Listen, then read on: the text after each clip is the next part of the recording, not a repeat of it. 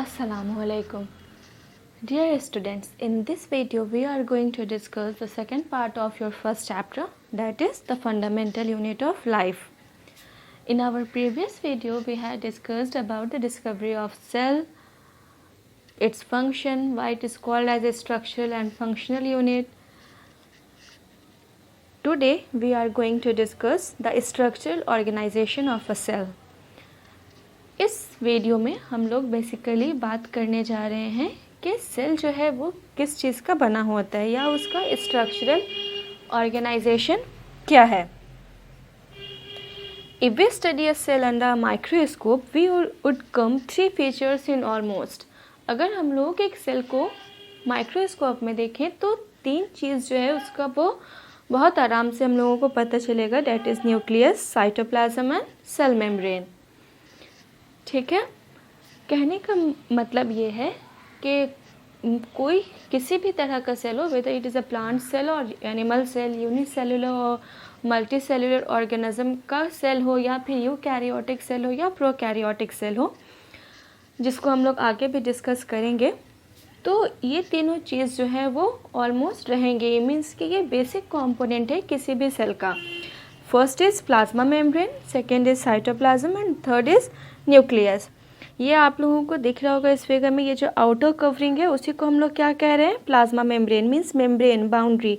ये अंदर के चीज़ों को क्या किया हुआ है, बाहर जाने से रोका हुआ है, या फिर बाहर के एनवायरनमेंट को इस सेल बाहर के एनवायरनमेंट से इस सेल को इसने प्रोटेक्ट किया हुआ है. उसके बाद है साइटोप्लाज्म, जिसमें आपके सारे ऑर्गेनल्स मिल जाएंगे आपको. For example mitochondria, Golgi apparatus, chloroplast etcetera. And the third is nucleus. हम लोग जो कंपोनेंट आज पढ़ने जा रहे हैं या जिस कंपोनेंट से हम लोग स्टार्ट करने जा रहे हैं वो है प्लाज्मा मेम्ब्रेन. ये सबसे आउटर बाउंड्री है, मेम्ब्रेन है, कवरिंग है, जो कि बाहर के इन्वायरमेंट को किसी भी बाहर के इन्वायरमेंट से किसी भी सेल को सेपरेट करता है, उसको अलग करता है. The plasma membrane allows or permit the entry and exit of some materials in and out of the cell. ये जो प्लाज्मा मेम्ब्रेन है प्रोटेक्ट और सेपरेट तो करता ही है, साथ ही साथ जो भी मटेरियल सेल मेम्ब्रेन के थ्रू वो देखता है कि कौन सा मटेरियल सेल के अंदर आ सकता है और कौन सा मटेरियल सेल के बाहर जा सकता है.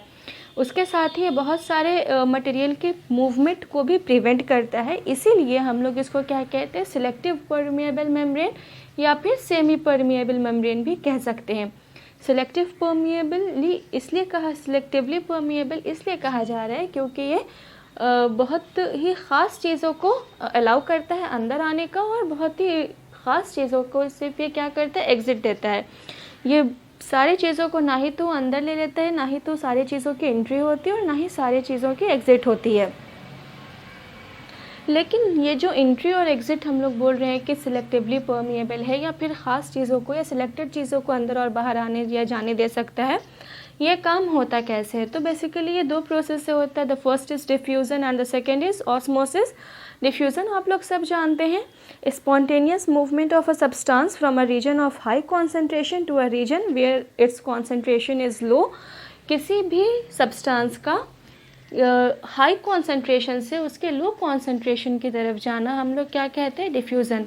आप लोग इसका एग्जांपल अपनी डेली लाइफ में भी देखते होंगे और भी बहुत सारे एग्जांपल पढ़े होंगे आप लोग. जैसे कि एक परफ्यूम का जो स्मेल है वो आपके रूम के किसी एक कोने में अगर उसको स्प्रे करेंगे तो वो क्या होता है, पूरे रूम में फैल जाता है. ये भी एक बहुत कॉमन एग्जाम्पल है डिफ्यूज़न का. वाटर भी जो है वो डिफ्यूज़न का लॉ फॉलो करता है. Means higher concentration to lower concentration जाता है. और यही चीज़ अगर एक सेमी परमिएबल मेम्ब्रेन या सिलेक्टिवली परमिएबल मेम्ब्रेन के थ्रू हो तो उसको हम लोग क्या कहते हैं, उस प्रोसेस को ऑस्मोसिस कहते हैं. यहाँ पे लिखा हुआ है, डेफिनेशन है, आप लोग उसको पढ़ें और समझें.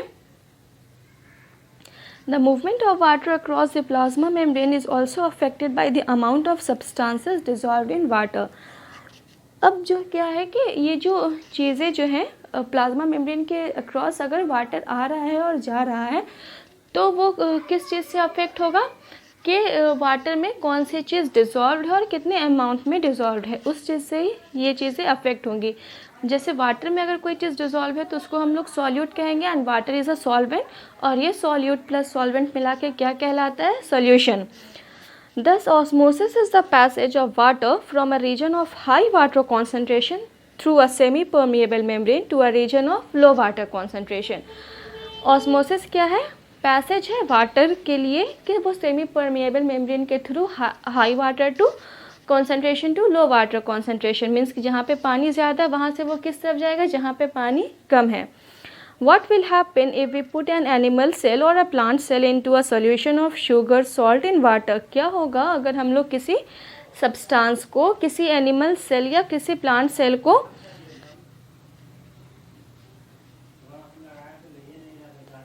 सॉल्यूशन में रखें, शुगर और सॉल्ट सॉल्यूशन में रखें.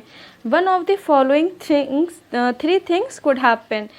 इन तीन चीज़ों में जो कि आगे हम लोग देखने जा रहे हैं, कोई एक चीज़ हो सकती है. फर्स्ट है कि if the solution is hypotonic solution या फिर डाइल्यूट सॉल्यूशन कह सकते हैं, जिसमें वाटर का अमाउंट ज़्यादा हो और सॉल्यूट का अमाउंट, सॉल्यूट शुगर भी हो सकता है और सॉल्ट भी हो सकता है. अगर उसका अमाउंट कम हो तो वैसे सॉल्यूशन को हम लोग हाइपोटोनिक सॉल्यूशन कहेंगे. और इसमें अगर किसी सेल को हम लोग एनिमल सेल या प्लांट सेल को रखेंगे तो वो क्या करेगा, मीडियम में क्योंकि पानी ज़्यादा है, क्योंकि सॉल्यूशन क्या है, हाइपोटोनिक है, डाइल्यूट सॉल्यूशन है, तो वो मीडियम से कहाँ जाएगा, सेल की तरफ जाएगा. मीन्स सेल जो है वो वाटर गेन करेगा, और वाटर गेन करेगा मीन्स पानी उसमें भरता जाएगा, तो वो सेल कैसा हो जाएगा, स्वेल हो जाएगा, फूल जाएगा. If the medium is exactly the same water concentration as the cell, अगर मीडियम में उतना ही वाटर है जितना के सेल के अंदर है, तो वैसे सॉल्यूशन को हम लोग आइसोटोनिक सॉल्यूशन कहेंगे. ठीक है, और इसमें सेल पे कोई इफेक्ट नहीं पड़ेगा, मीन्स ना सेल स्वेल होगा और ना ही श्रिंक होगा, ना ही सिकुड़ेगा.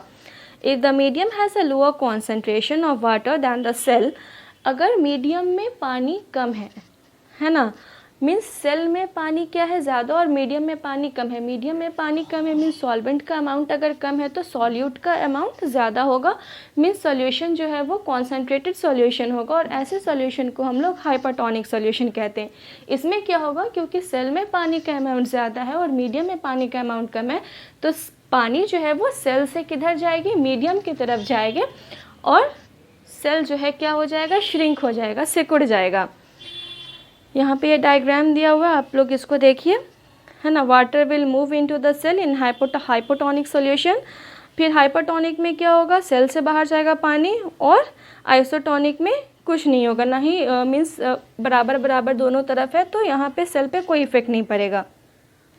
The plasma membrane is flexible and is made up of organic molecules called lipids and proteins. Plasma membrane जो क्या है वो फ्लेक्सिबल है एंड किस चीज़ का बना हुआ है, ऑर्गेनिक मॉलिक्यूल्स का, मीन्स प्रोटीन एंड लिपिड का बना हुआ है. और इसकी फ्लेक्सिबिलिटी जो है ये इनेबल किस चीज़ की करती है, ताकि कोई भी मटेरियल वो डायरेक्ट इनगल्फ कर ले. इनगल्फ मीन्स निगलना, कि वो डायरेक्ट निगल ले.